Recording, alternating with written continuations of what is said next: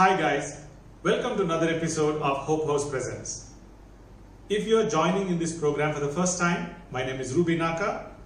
I am certified by Government of India in child rights and child protection, and also I am a father of two wonderful adoptive children. If you have not done it already, go to the red button which says subscribe, click on it and join this channel. When you join, you will see a bell sign next to it. You click on that, which will notify you every time I upload a new video to the YouTube. Today, we have 4 questions to discuss. Let's just jump in. The first question goes like this. What is the difference between pre-adoption foster care and foster care? It's a very interesting question because pre-adoption foster care and foster care not the same. They're distinctly different. First, I'm going to describe to you what is pre-adoption foster care. Then I will come to talk about the foster care. If you look at adoption, there are 4 different stages. First stage is registration. Second stage is referral. Third stage is pre-adoption foster care. Fourth stage is finalization of adoption. So you finish registration, you finish referral, and you reach the pre-adoption foster care. What is pre-adoption foster care is this. You have been referred a child and you have accepted the child to adopt. But from that time on, till you complete the adoption finalization in the court, it could take anywhere between 6 to 12 months. So CARA felt that it is unnecessary to keep the child at the adoption agency till the finalization takes place. So they said under the agreement called pre-adoption foster care, you can take the child home while the specialized adoption agency is processing your finalization application in the court. In pre-adoption foster care, I want you to be very careful in understanding that you have not completed the adoption in the court yet, which means you do not have the parental rights on this child yet. It is the state that is the sole custodian of this child, and the state has the right to take the child away from you at any time. Likewise, you also have the right to hand over the child. For some reason or the other, you felt this is not the right child for you. You also have the right to return the child to the state. Now, I'm going to talk about the foster care. Foster care is basically an environment where you provide family kind of an environment to the child who is in need of care and protection. Let me give you 2 groups of children and then I will come to explain how this works. Let's say a child was declared legally free for adoption, and adoption agency put in all the efforts to place this child in adoption, but nobody had come forward to take this child. That child, after 6 years of age, will be eligible to be put in foster care. Or child is not declared legally free for adoption, but has somebody in their life, like a grandmother or aunt or uncle, but they are not in a position to support this child, so the child is growing up in a children's home. So the family is coming to visit this child, but not able to keep the child at home to care for them. So in both these cases, what the government is feeling is that this child needs to grow in an environment like a family environment. So anybody who is willing to provide such a kind of a family environment can come forward to the government and say, I want to take this child under the foster care agreement. Mind you, in foster care agreement, you will never be a parent.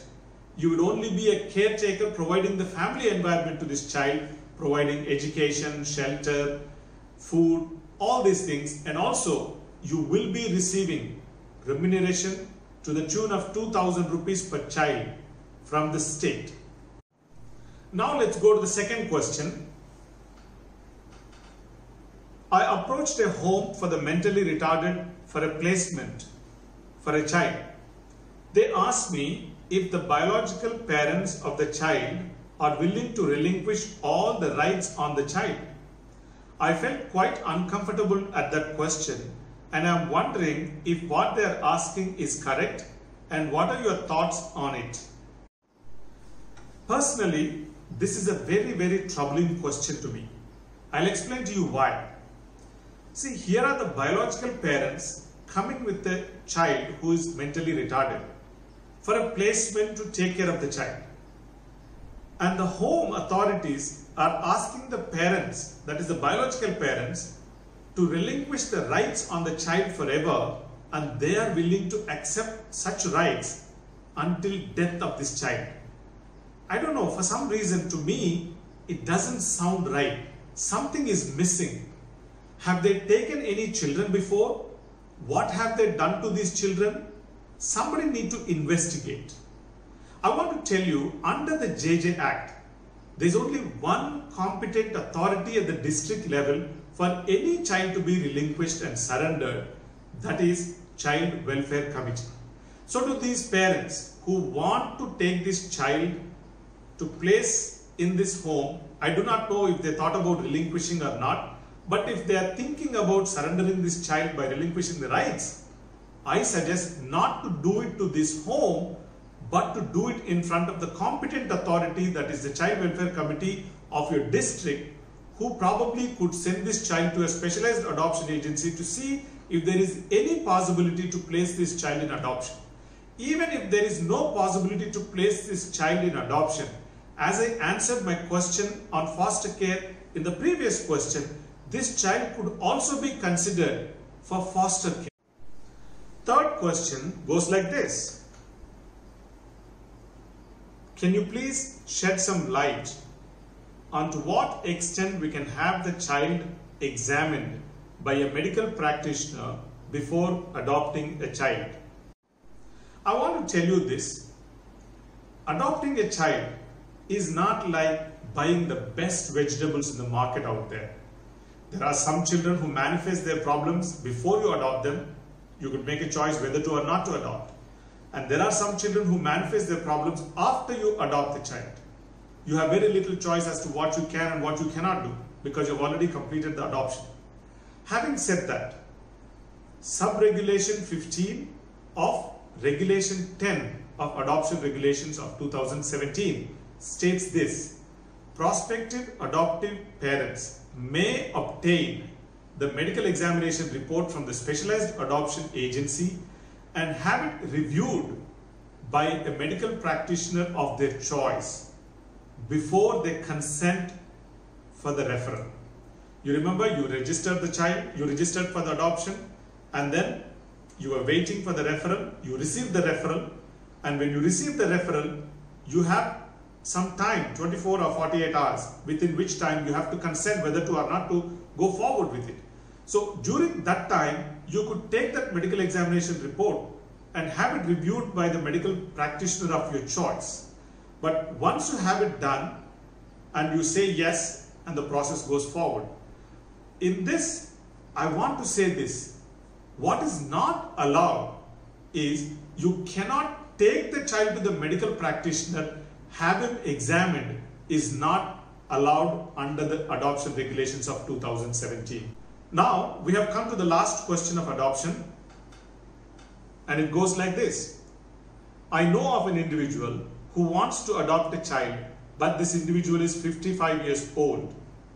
Can she adopt a child? This question is all about the age and the adoption, if she is eligible to adopt or not. Sub-Regulation 4 of Regulation 5 of Adoption Regulations of 2017 of CARA gave 3 different slabs. The first slab says cumulative age of the prospective adoptive parents, that is the couple, up to 90 years of age, they can adopt a child up to 4 years of age. If the prospective adoptive parent is a single, up to 45 years of age, he or she can adopt a child up to 4 years of age. Second slab is child who is above 4 years and below 8 years can be adopted by prospective adoptive parents, a couple whose cumulative age is below 100 years or prospective adoptive parents who is a single whose age is below 50 years. That's a second slab. And the last and the final slab is this. Any child who is above 8 years of age up to the age of 18 years, cumulative age of the prospective adoptive parents, which is up to 110 years, can adopt, or prospective adoptive parents who is a single whose age is 55 years can adopt a child. I just want you to understand why they came up with these slabs. See, younger you are allowed to adopt a younger child because child requires a lot of attention and you would have to spend a lot of energy to take care of this child. So younger you are, more energy you have. Older you are, difficult for you to spare that kind of energy. So if you adopt an older child, perhaps the child can take care of most of their needs by themselves. And the second thing is, older you are, by the time you reach your retirement, by the time you reach your time to die, child should not be below 18 years of age because child has already been traumatized of being denied of his or her biological parents.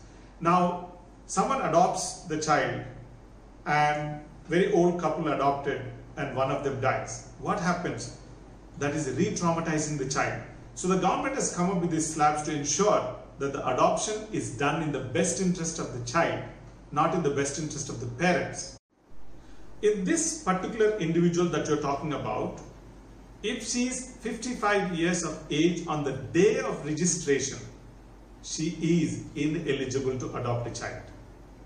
But at this age, perhaps all that she wants to do is to share her heart, share her home, share her love. So although she may be ineligible to adopt a child, to have parental rights on that child, she could consider fostering a child where she may not have parental rights, but that she could share her love, her home and her heart. That's all the information I have for you today, folks. If you like this video, please like it, share it widely. Most importantly, don't forget to subscribe to this channel. Till we meet again next week. Goodbye.